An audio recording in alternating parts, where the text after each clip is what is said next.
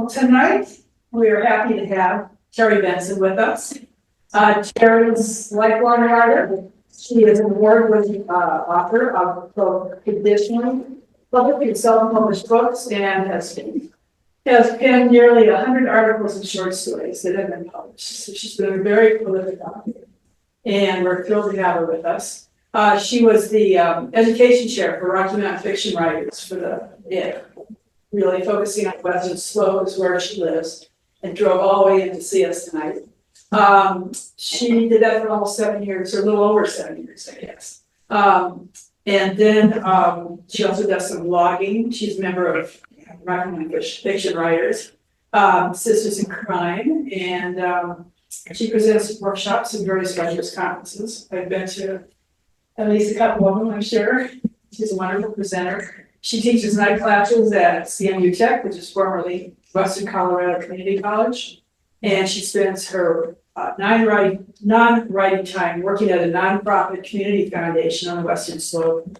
And she loves camping, hiking, and gardening. So Terri, you're on. Presentation. Get done pretty early during the night. So tonight I'm going to talk about story Bibles and kind of a timeline that I put with that and how I use it to help put all my research together, because I write historical in a lot of different ways and I have a lot of research. My first book had the Titanic in it, and I never knew how much there was about the Titanic until I started writing it.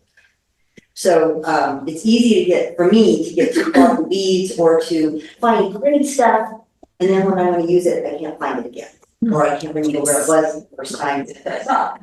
So I didn't invent story Bibles, but I've come up with what works for me. There's a lot of different options.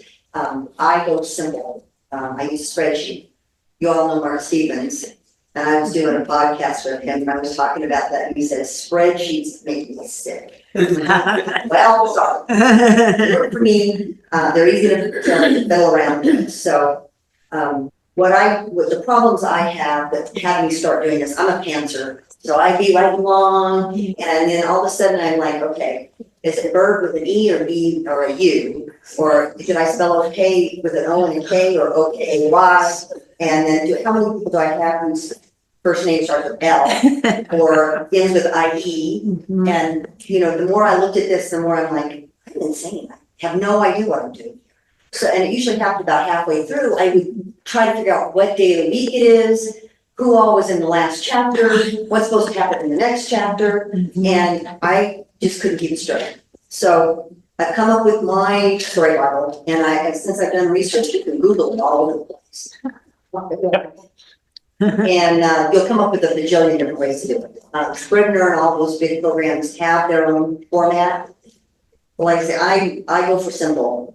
Scrivener just had too much stuff for me, but if you use any of those programs, I'm sure you'll find it in there. They also, there's all kinds of forms that you can use. You can use a 3D binder that you can put different stuff in.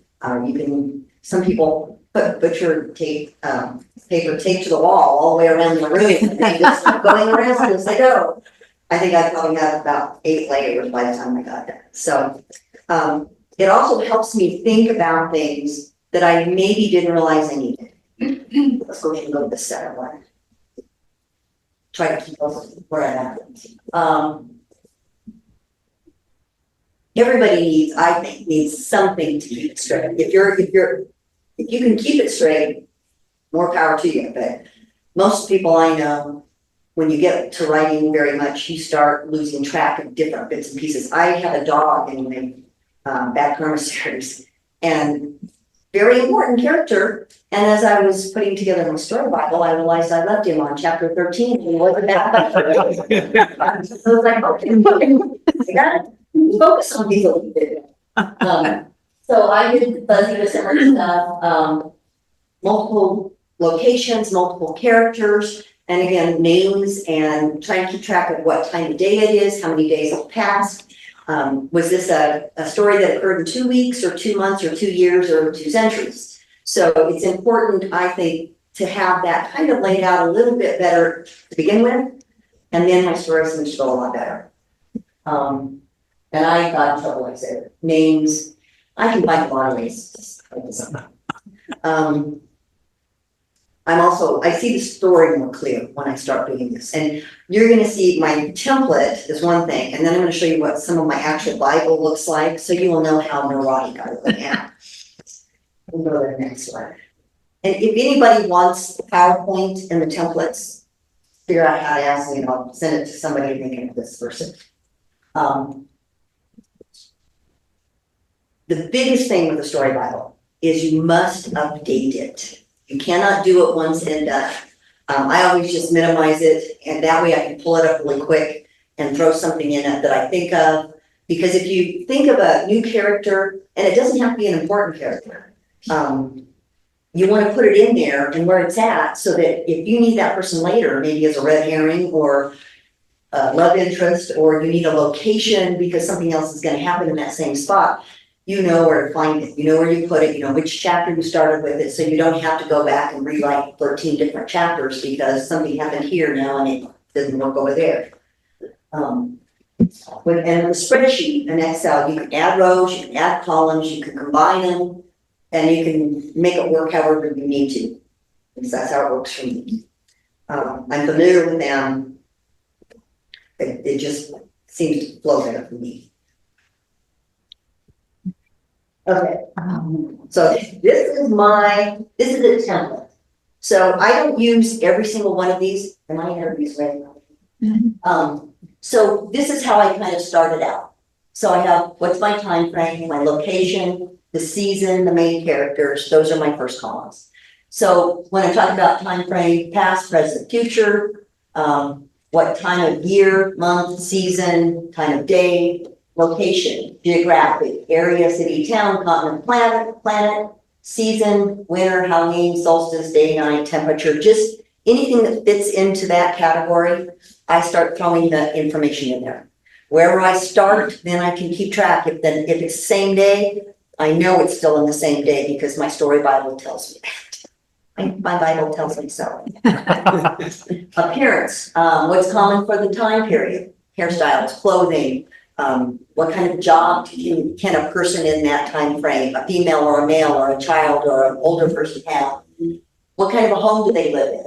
Where do they hang out? And so then as I start with the basic, and then I elaborate a little more, and then I get to the lots of stuff. So keep track of the time passing.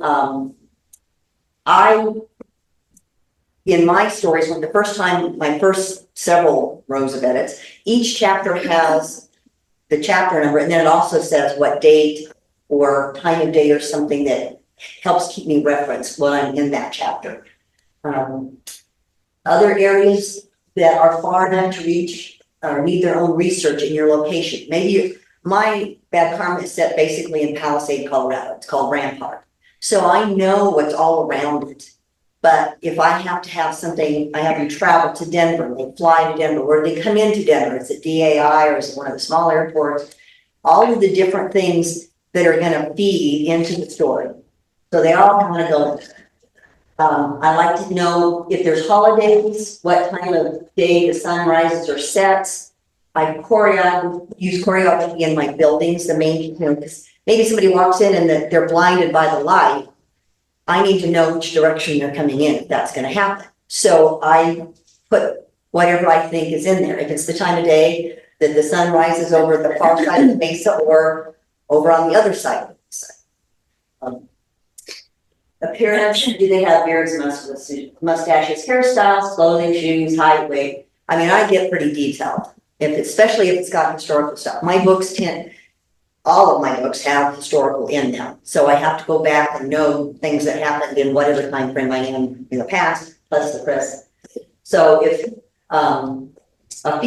I have a female accountant in the 1800s, I may get a little rational with that. I better figure out how to suspend disbelief with my readers, because otherwise they're gonna say, probably not. Do they live in a house, an apartment, a flat, a cave, an RV, a crib? What kind of location are they in? And where do they go to have fun? Bars, cafes, El Centro, High Street, Market, Grange Hall. I mean, there's just a million different places. But again, the more you start building your world, whether it's an off-world world or down the street, the details and the things that draw your reader into it, to me, they just make the story. All of these things are as important, I think, as your characters and whatever the street is. There we go, some more. Architecture, and then, transportation, education, family and friends, language, slang, age, skills, quirks. And then further out, foot, bike, subway, do you have any education, a few years, religious? Was it illegal for them to be educated in that time frame? Family and friends, age of their elders, their education, their jobs, did they have illnesses growing up? Because all of those things impact how they react in your story. It can give them a very good reason for doing or not doing things. The language, you make up a language, you still have to have some rules in there that you want to establish for yourself.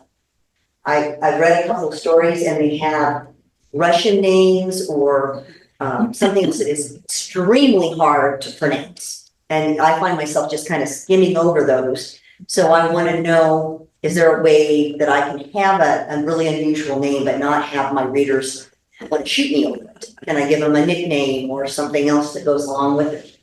But it helps develop who they are and where they came from. Age appropriate language is a big deal. So if you're writing youngsters or elders, and you're not an elder like some of us, then you need to know what's current for the time frame. It doesn't mean it has to be current for today.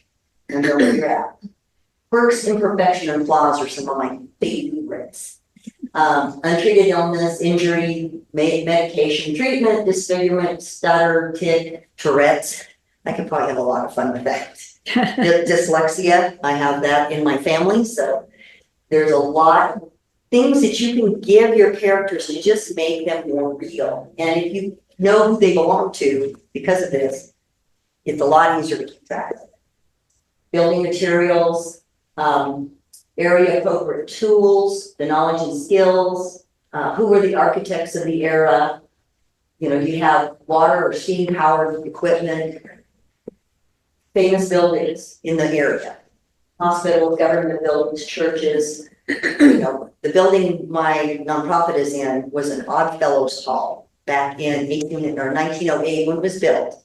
And they found bones in the attic because that was part of their meetings. Some of them were real bones, some of them were purchased real bones, but some of them they don't know where to keep them. Okay, next. Again, maybe this is way more meaty than some of you need, but these are just to give you ideas of what you can put in there that is going to help you later. The neighborhood, story specific, I have the Titanic, Cowboys and Indians, Stars, Galaxy, and Space Travel, YA, children's, correct slang, clothing, discipline, education for your era. Regency, people really get into Regency. If you do that wrong, somebody's going to talk about it. Again, I try to get all the weather and a lot of that kind of information in there. These are specific things that you really want to make sure you get right. If you're writing a war story, you better know the equipment that they use, the weapons, who saluted who, what their uniforms look like. Ammunition, I have a whole book on all different kinds of guns because, again, I've used several of them from all different eras. And that makes, to me, it makes it much more fun for me to write if I can put that stuff in there. And creature features. If you write creatures, again, you still have to have rules, whether you already know them. I mean, there's a lot of rules out there for vampires and werewolves. If you have a different kind of creature, you still have to have some rules that either you make up or you know what they are, so that you don't make it to where they can do anything and everything and what's the excitement with that. They have to have flaws. So that's kind of my basic one. This is the real thing. So the first column, I start with Rennie Delacroix as my main character. And as I learned, her whole name is Renaud Landelette Delacroix. Her father was a French car driver. So she's the Renault car. Landelette is one of their models, and Delacroix is her last name. I have where she lives, how old she is, what her height is. She's stronger than she looks. She's a natural blonde, and her hands are fairly frustrated. really nice, wears the kind of gloves, keep from touching cars, and weighs 110 at most. She went to Pennsylvania College of Technology, takes classic car restoration degree track, which is in existence. It was in existence. It is a real thing. I was so excited when I found that because someone has found that did that. She likes cars between 1900 and 1975. I wonder who decided that. Her work truck is a Dodge D350 diesel dually.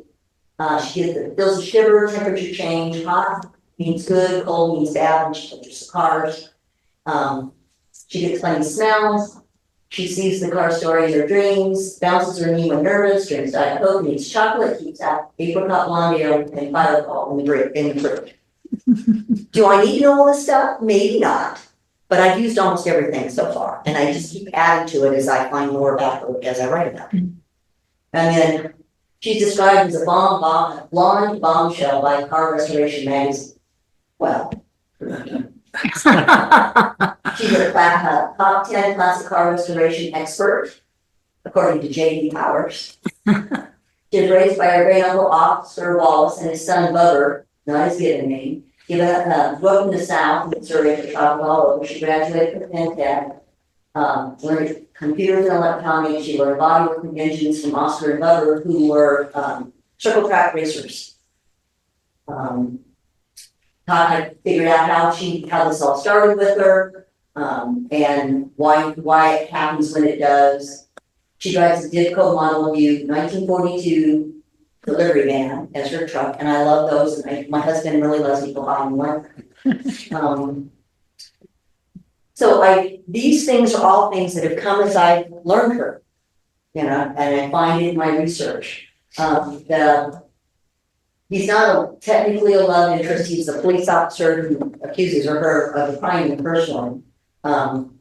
She calls him W.D. Wright. He has a 95 Fat Boy Harley, a Jeep CJ.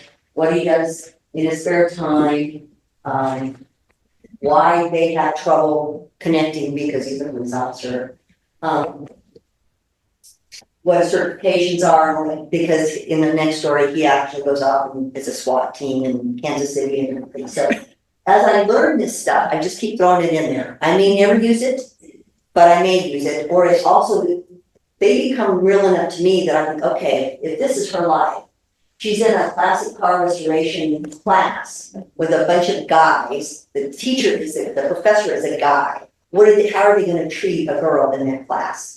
This is not today's colleges. This is a little while ago. So you said you add the stuff in, like every day you go in and. Well, as I'm writing the story, that person becomes more and more real to me. Right. And I think, okay, wait a minute, I need her to do this. How can she know how to do this? How does she know? She knows how to work on it from school. How does she know how to physically rebuild a fiberglass body or to take an engine out and put a new one in? Okay, so that means she grew up with this aunt, this uncle and cousin. They needed to teach her. So suddenly she has this skill at a young age where most people would never have it.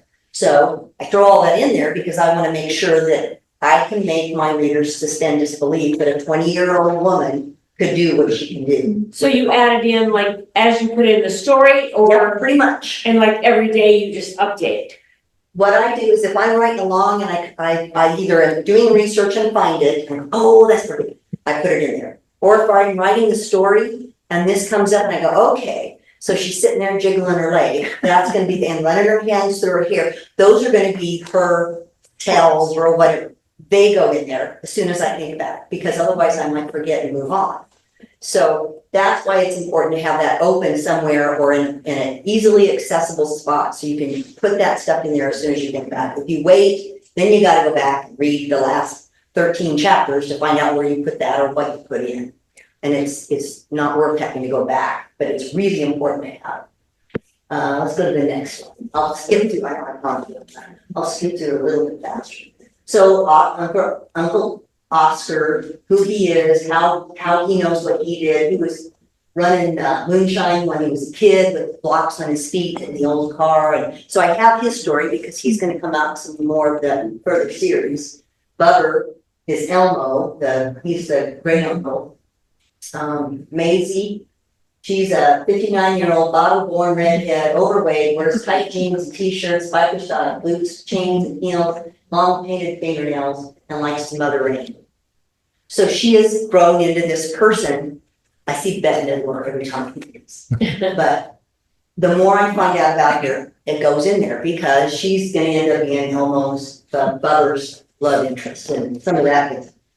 And then Boogeyman, his real name is Boogeyman Miller. I had a really hard time with him with my editor because he's Cherokee Indian. He's got Boogeyman as a name. She said, you can't have it. But I gotta have it. It's really important.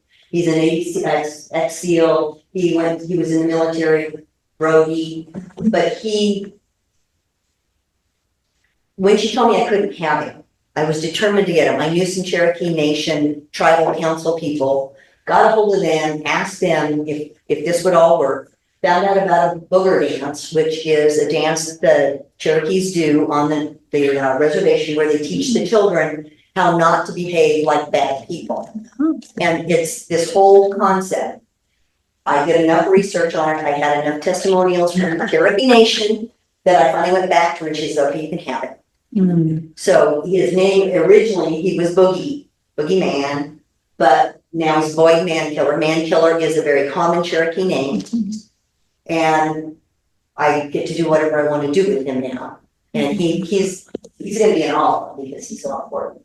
But I found out a lot about Cherokee dance and their culture. So a lot of that is there. And he's teaches self-defense classes to the police department and her. And they have some great times together. Okay, next one. And then my cars are just as much character in these stories as people are. So whenever I find a car, I go to a lot of auctions. I have a lot of sites on my computer that pop up. If I find a car I think I might want to use, I copy the pictures into a file that I have and I make sure I list where they are and what they are. And when I use them, I'll highlight that so I know I don't use that car again. Or if I want to reference what happened in a prior book, I know which one was in the story I'm talking about. So I have all this different information and like I said, I love the cars. So, and places, so I have what restaurants I mentioned in there. There's a Riverside Park, the newspapers, Brown Park Ranger. So I keep all of those different things in that piece of paper. Because I do research and I do not know cars. I am not a mechanic. My husband can fix anything and his brother restores cars. I have to look everything up. So I met with the guy, one of the guys that restored one of Clyde Cussler's cars. You guys probably know Clyde Cussler stories. So I met with him in his one car garage and he told me all kinds of stuff. And a lot of it has come from other books or magazines or websites because I need to know this stuff. When you restore an older vehicle, it's a whole different kind of paint, different kind of tires, all kinds of stuff. And I want people to believe that I know, believe the stuff in the story is real. So if I'm just saying, oh yeah, he changed the tires out down at Goodyear, that's not gonna fly. So I keep all of this stuff in here. I may not use it all. But I have a lot of detail. I've talked to a lot of people who are involved in this. I have one guy who looks like Santa Claus. He makes the wooden frames in the really old cars. And I always ask if I can use their name, and so they end up in it. Okay, that's it.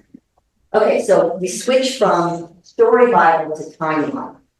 I no longer put well, I do put the chapters. I don't put page numbers. I used to say it was chapter 1, page 1 to 15 or whatever.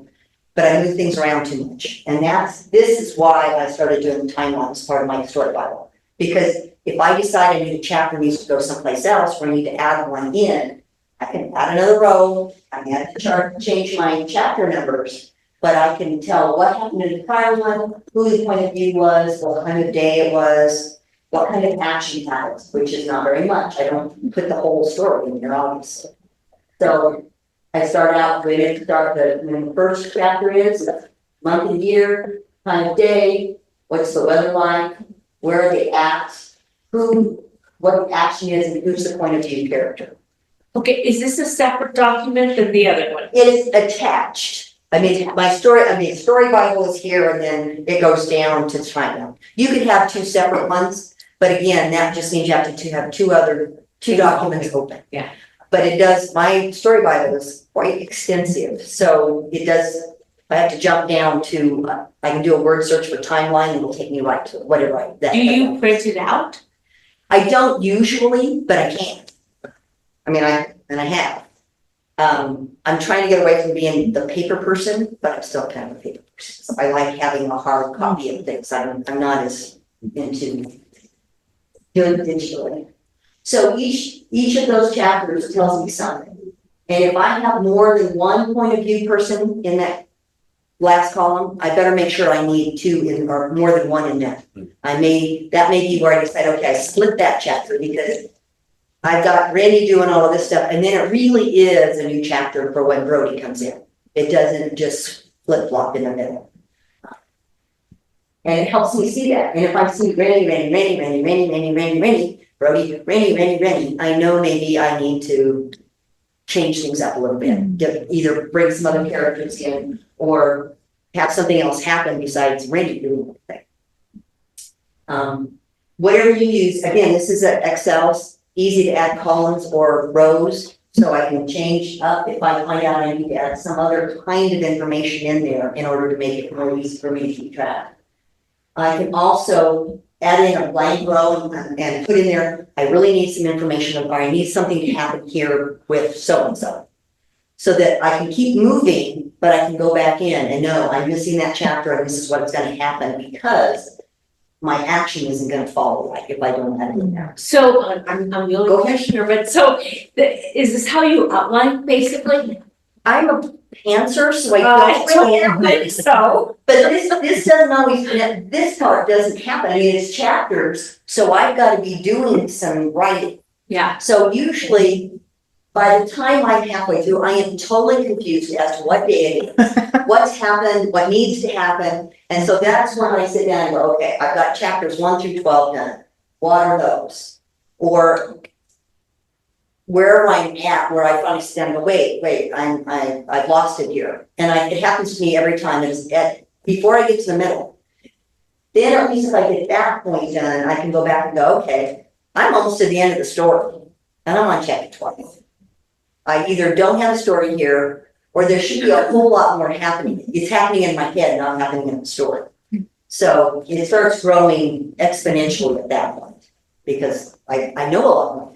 I didn't always know that stuff. Okay. And so you can use it as an initial outline if you want to. I just never know that far ahead of time. What I'm going to write. My characters take off and go someplace else. And then I use all of this together to know what research I need. So if you've got that first Story Bible template that is asking you where is it set, when is it set, who's in it, what happens, then you start looking at, okay, I didn't know anything about the Titanic to start with, other than a lot of people died, it hit an iceberg. I started doing research and I found 3 different times it sunk, which can't be true. So I finally settled on after midnight. But I started finding out the things I didn't know.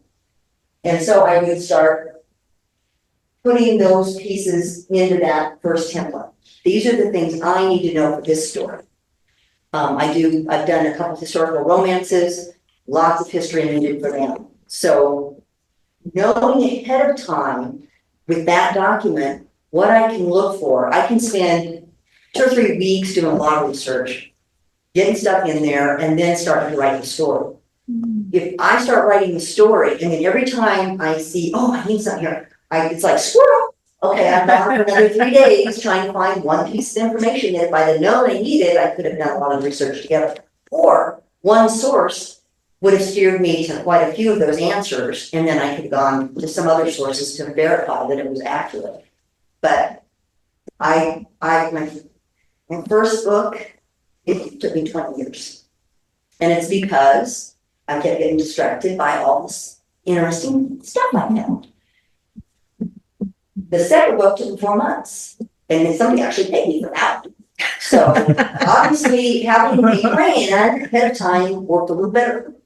So if you're a cancer or a plotter, you save a huge amount of time if you do some of your, plan for your research, whether you can do it all at once or not. Cindy Meyer, she's written like more than 100 books. One of the things she said, if you're writing along and you realize, oh shoot, I need to know when this was made, or what it was made of, or who invented it, or she puts a couple of asterisks because those don't appear any other place in her story. And then she writes, I need to know, blah, blah, blah, 2 more asterisks, and away she goes. Then, when she's done writing for the day, or before she starts the next day, she looks at all of those and writes down, I need this, this, this, this. She goes in and does her research, fills in the blanks, and then goes on. So instead of going down that rabbit hole for the next week to find out how many dogs lived on the Titanic, I gotta tell you, what do you think the most expensive decor item on the Titanic was? Chandelier. The linoleum floors. They were more expensive than marble. Wow. Linoleum, yeah, Huh. yeah. So, I fell down a lot. Now, and if I would have known, I, just like with the cars and the trucks and the place that it's set, I would know, okay, I only need to know these things. Okay, yeah, I found these other things and maybe they should go in there. But you have to have some kind of focus if you're like me or the researchers that's out here. Whether it's looking through newspaper articles to find verification of what you're trying to make somebody went to prison for this, or they got out on this technicality. You need to know a little bit about it before you just start rambling off and losing track of it, in my opinion. Okay. Oh my God. Okay. Research is not like the pirate code. If you're going to do research, you want accuracy on the stuff that counts. You can't fudge it. You can put, like say, you put a girl in a non-traditional job or situation, but you need to know that that is the case and what you have to do to get your reader to suspend disbelief. That's, to me, is a really big thing. It's also not just to make you sound really smart, like telling people, well, no one looks right. I don't think I put that in there, but oh, I so much. And good research, again, helps your readers suspend disbelief when they need to know something, and they won't send you the nasty grams or post horrible reviews for you, which people seem so happy to do. So you want your research to be what you need, where you need it, and you want to know what's right. So don't just take something you saw on TV or something my son. It's on social media, it must be true. So, and he's old. So research is important. Okay, so there are tons of places to find it. I have found, and maybe it's just me because I am not a technologically astute person, I would find great research somewhere. And I would copy the research down, and then I think, I get 5 chapters further on and go, oh, I can't remember exactly what that said, but that was so perfect, and I would never find that piece of research again. So in my story Bible, under research, I will copy and paste the URLs of what I need. Or if I found a picture that is exactly what I need, so that I can find it again, because you can have all the keywords in the world and it still won't come up because those guys keep moving those around. So Google, you can find a lot of stuff there. I use image of if I want to find a picture of one of those cars or what the town looked like in 1902. Google Earth is great if you want to have somebody be in a kidnapped in a cabin up in the mountains. Find some mountains that look like that and decide how much of that you want in your description. Is there a lake? Is there a road? Are there cliffs? What do you need from that? MapQuest is great for getting mileage. I also had to find out how far a horse could run in a day and how far a mule could run compared to a horse. The Weather Channel gives you historic temperature or current information about places maybe that you aren't at, but maybe you want to be, or you want your story to be. However, if you write about some place you grew up in, better Google it, because there was a guy that did that and he had people floating down the lazy river on their inner tubes like he used to do, and they dammed that river up about 20 years ago. So it's not just what you remember as fact. Make sure it's, Or set it back in the other time. yeah, right. You want to make sure whatever you're saying is there at that time is there at that time. Okay. And then I am old school. I love to go to the library because they have everything right there. You can find travel books, you can find specialty magazines, government references, Census Bureau information. I go to a cemetery for names. There was a cemetery right up the road from where I worked. And I just walked through there and I'd find the time frame and I just started, and I wouldn't keep the whole name, but I take this first name and that last name. But those are a treasure trove of really interesting stuff. Museums, you can see the real stuff. And in our Museum of the West, they have a room upstairs that if you tell them you're a waiter, they will let you up there. And they have all these antique maps that they will let you actually look at with the gloves on. Just all kinds of information. But you can actually, the photos are big enough to see the details there, where, the old stuff that you find in your mom and grandma's and great grandma's albums, you can barely see the person and you have no idea who it is or when it is. And then people. A lot of the articles I've done were interviews with people. So, I interviewed a Medal of Honor winner, a guy who was in a prison camp and escaped and then broke into another prison camp, took a bunch of those guys with him. I mean, there is just so much cool stuff out there. Family members and most of them were just thrilled to tell you about them if you ask. Sometimes too thrilled. A lot of times talking to you, you find out more things to ask about, more interesting things that you didn't know about. But in any of this stuff, keep track in your story Bible at the bottom or wherever of people you talk to and use as help for this. I have the guy that did Clyde Kessler's car. I have a SWAT team member. I have an automotive detective, the Cherokee people that I worked with. I have all the correct spellings of their name, what they helped me with and when, because I want to put them in the acknowledgements of the books. Also, if I talk to other writer people who may be interested in doing a beta read or may have some information, I had Carol, she's in the writer's study. I haven't been there for a while. I was talking about it when I was up there at a retreat, and I needed to know how rare in a Model T I could hide 400 pounds of gold. She said, well, my husband's an engineer and he restores cars. Let me ask him. He sent me a 4-page email exactly how I could put 400 pounds of gold in a car and it would still run and everything would look normal. So it's like, who you know and who you ask. Just random people have stuff you would never think about. But again, if you put that in your story Bible, it's there. You don't have to try to remember. And if you spell their name right the first time, you're probably going to keep it right from then on. Okay. Read. I assume you all read in your genre. I mean, we're all readers.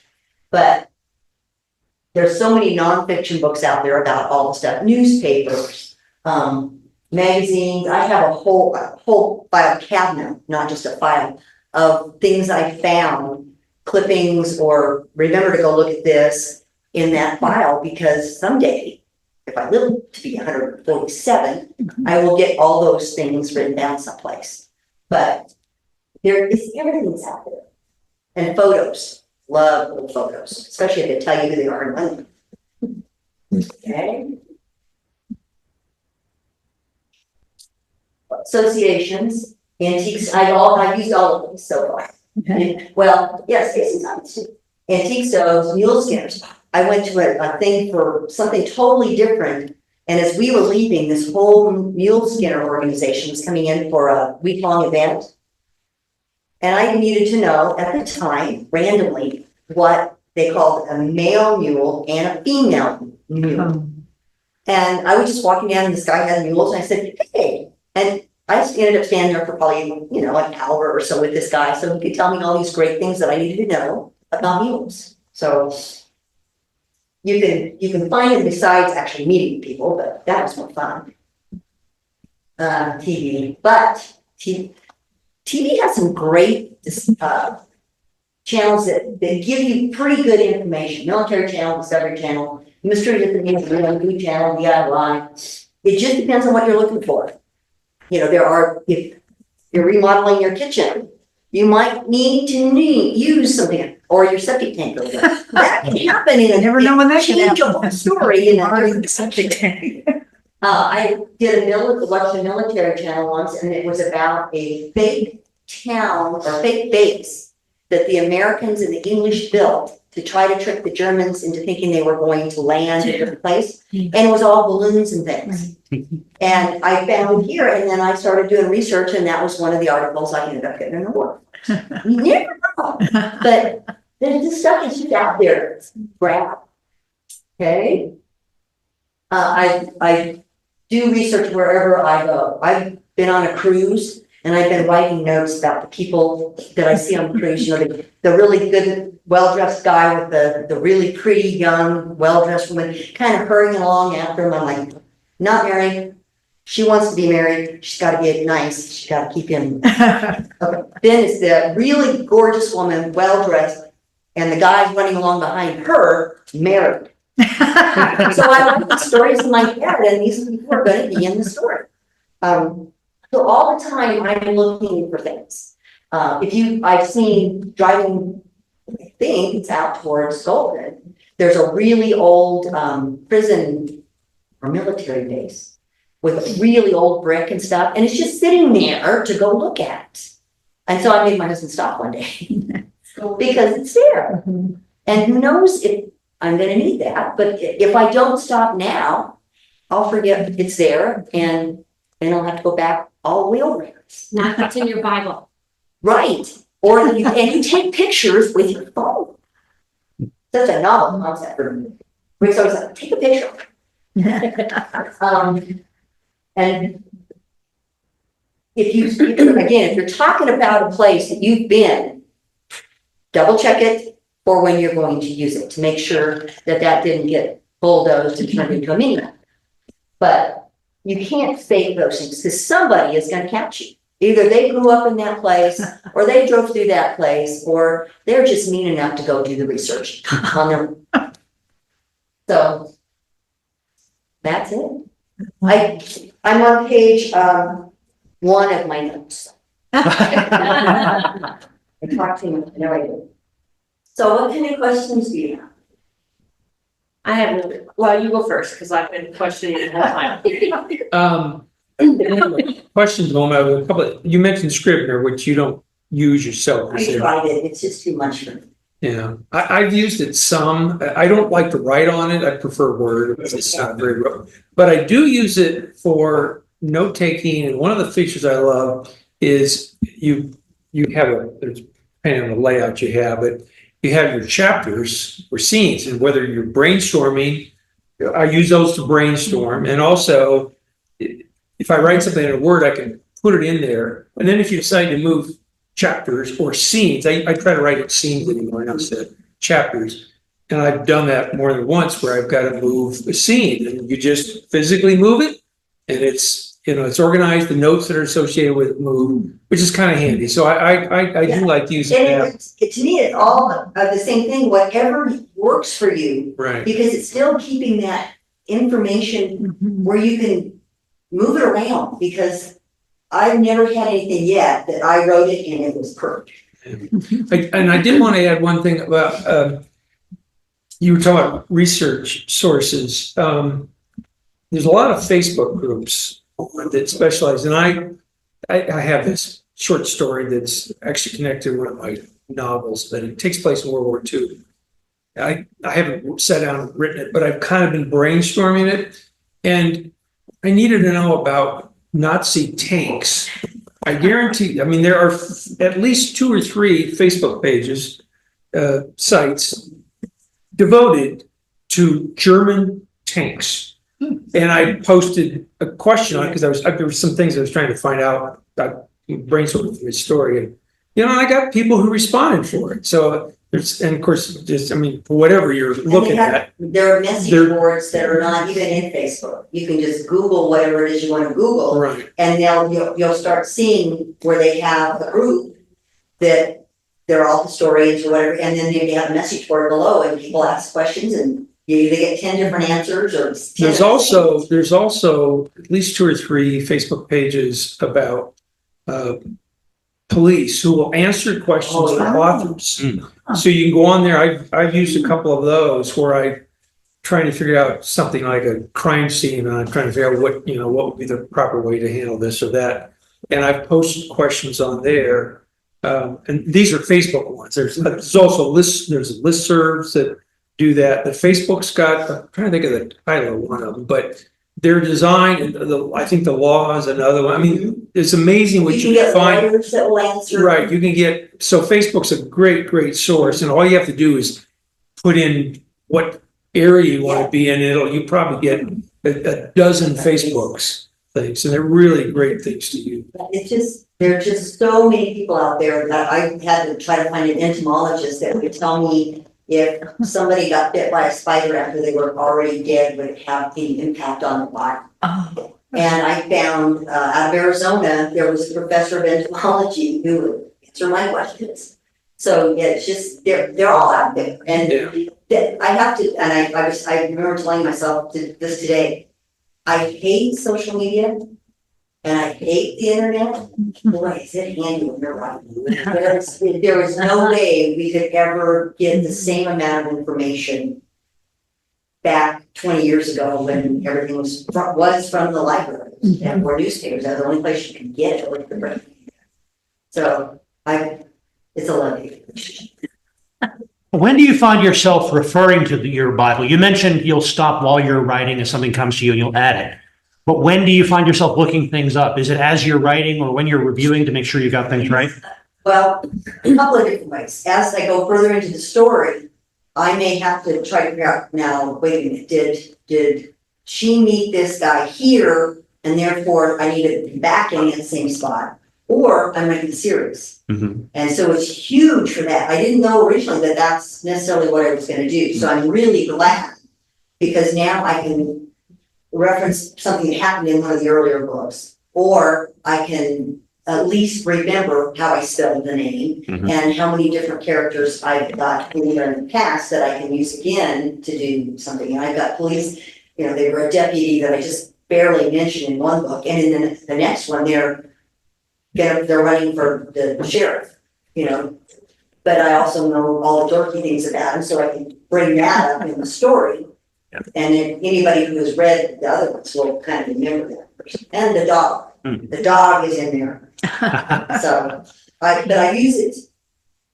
I use it a lot more like about halfway through the story forward, because then I can remember where I put those other things, or I find a whole new thing, like the barista who just was the barista, except for maybe I need him to be obsessive about her coming in every day. And then I know who he was because I put him in mind. I just say barista, but I know what chapter or where they appear, and I can go back and find that. Then I know how many other things I want to change from that point forward to finish the rest of the story. So I've done a lot more since the first book to get this put together, because it's like, how much time did I waste?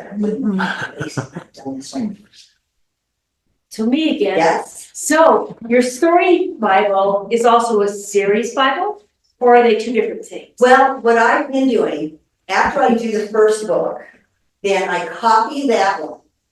But I go through and if it's stuff that was very, very specific to that book, I won't include all of it in the next one, because I'm not going to use all of that. If it was this car and it was this guy was the killer, I'll keep his name and I may keep the type of car, because I might say, oh, remember when old Fred over there blew up that car. But I'm going to keep that basic one, and it's just going to keep getting bigger and bigger until maybe I can actually remember all the parts of it. And your timeline for the series. Yeah. Because I'm not gonna let my characters age really fast. I will age really fast, but I want to be able to remember what they are now. I don't want to go, oh, well, yeah, okay, when did I look better than I look now? Okay, that's how much time's gone by. I don't want to do that. I want to keep things, I want them to fly through time in space the same as ours. I have one more question. No one. Okay, so I'm not bad on technology, but I hate Excel. It kind of scares me. Did you do like a tutorial or a? I had to use Excel where I worked a lot. But I mean, you could do almost this exact same thing with just a form that you, either a fillable form if you're good enough on the computer to do that, or a physical form that you can fill out with that kind of information, keep it in a notebook. Or note cards, 3x5 cards with the same information. Of course, I have a whole ream of them for some of these that you've seen, but it just happened to work for me because I know I can insert a row or insert a column without any trouble, or I can merge them together. But that's just something, if you're not comfortable with it, there's a ton of other ways. And if you Google Story Bible, like I said, I didn't invent this. It's out there in a lot of different ways. And I think that Bruce was saying that he uses Scrivener that way. And what was the other one I did? I looked at another one. And it was kind of a similar type thing, but again, it had so much other stuff and I'm too cheap to pay for the things. So if it wasn't what I wanted in the free version, I just watched an interview with Robert Thorogood, who wrote Stuff in Paradise and Marlowe Murder Club. And he uses Scrivener, and he says it's a really hard learning curve, but once you get it, it's the best program. I've used it I own some. it, I've not opened it. It can be- I'm afraid of it. There's a program I've not explored, but it's called Plotter. I think it's got Plotter is a kind of odd spelling, but it's a common program now. And a lot of writers really do like it. I've not gotten into it, but as you say, there's numerous programs out there, and probably mostly good ones are going to have a place for timeline. right? Scrivener doesn't have a great timeline program within it, but it's sure great for doing scenes and character descriptions. You mentioned pictures. You can, if you have an actor that's, you think, oh, I want this person, you can take up their Yes, picture and put it right in with the bio, right in the program. And I can do a PDF in an Excel, can't use a JPEG or something, but I have Morgan Freeman's on. He's I did talk about Ed's one of the characters, and that was another reason I should have done research, because I said Ed was a taller Morgan Freeman, and my editor wrote back, did you know Morgan Freeman is 6'2"? I do now. I couldn't. Well, he was 6'3". Well, Right. so, it's, and again, I have in my head a picture, and I have now pictures stuck on the wall, most of the people I'm using.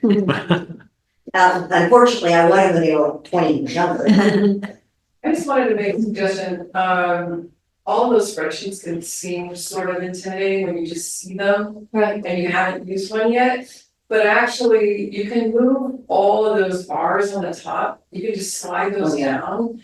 Like, it's really easy, you just move it down for as much room as you need, and then if you want, and then you can label everything at the top, it'll be on a one column, it's not like you're gonna change ABC or whatever's on the top. But you just, you can just label each thing and make the room, like, just drag those bars over. So that's pretty easy. So you got that. And then on the side, you just start on, whatever your thing is. And then again, as you're typing things in, it'll automatically make the space for you that way. You don't need to move anything that way. That, as you start typing in and you return, it will automatically, and you'll go, oh, wow, this is so easy, so just like, don't let it intimidate you, because. Do you have a community college tutor nearby?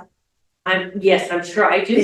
A lot of them have like the night courses, they'll have just a couple of night, beginner Excel or something. It'd be And that would probably be all you Yeah, need. maybe I'd do that. I tried Scrivener, I thought it was a little clunky, but Mhm. maybe just because I didn't do it long enough. Well, yes, Look at a YouTube video. yeah, Yeah, right. Everything is. You have to learn anything. Yeah.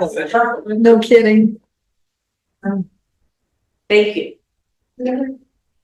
Thank you. Yeah. Mike, did you have a question? Yeah, well, first of all, my main character in this spy novel that I'm going to write is female, and it takes place in 1940. Two concepts which I'm gross bigger. One, I was alive, two, I'm not. But, you know, looking at, I'm fascinated with that period, you know, whatever. But the backstory of her and the other lead character in there. In order to make sense of what's going on in this story, I spent a tremendous amount of time writing backstory and on how they met, where they were, who they were, how they, you know, all this kind of stuff. Damn, I want to use that. that's, I mean, you saw how much I would, if you got that written down somewhere, I would copy that and plug it right in there next to their name and have it, the one right below the other. And you can connect them however they're connected. Yeah, I've definitely done that. Yeah, so You know what, I mean, he's definitely. yeah, I mean, I hate the dreaded flashback. Well, yeah, you don't want to just put backstory in to introduce them. It really needs to come in as a way to move the story forward. So, you know, you have a meet for the first time or not for the first time, they have a conversation about something happened in the past. And so the reader can figure out, okay, they met. But yeah, if you don't have the backstory figured out, it makes it really hard to write it into the story. That's the thing, because it's such a kind of complicated situation in the story that I better know what the hell we're doing. Yeah. But I've written so much of it. Now, I'm tempted to write a prequel. Well, can I just, same thing happened, okay, to me. Had this character who went anyway, he did some research and he met a woman. Okay, so in the novel is written in the first person from the female character's point of view. Well, this guy is a police officer and I can't put this backstory in because it's his story. She isn't there. So there's no first person. So I took the backstory and made it into a short story. There you go. Oh, that's a good idea. Yeah, because I'm fascinated by the it was one of those situations where the character just like does something, but it wasn't your permission, you know. The character just, you know, and so, it's a nice little short story. Let me take a look at that because. Yeah, you can just rename them. Yeah. Well, So the novel actually takes place during 2 months regarding the Nazi plot to convert to Duke of Windsor to the Nazi, you know, whatever. I think. But they originally got together during Spanish Civil War a few years earlier. You know, I was gonna do short stories with some of my sub characters and give them away with the purchase of the books. You know, I'm sorry, I just did this thing with Kindle and the Kindle does that really, really easy. Yeah, James Rollins does that for a lot of his books. yeah. He'll do it and he'll he would do a giveaway, or he would just send it out to all his readers and, you know, to this massive mailing list and say, hey, I'm gonna have a new one, and this is, you know, these characters are coming back, and here's a short, you know, a prequel or whatever. And so, But that might also kind of mitigate your desire to try to put that in this book. Oh man, this is a good story, I gotta write it. We're not gonna do anything, just don't put it in this. Yeah, right. You know, but sometimes when you do that, you find a way to put it in. Yeah. You just, suddenly it goes, oh wait, Uh-huh. what if, and then you suddenly have it worked out. But if you don't pre-plan a little bit, it makes it harder. Okay. I feel better.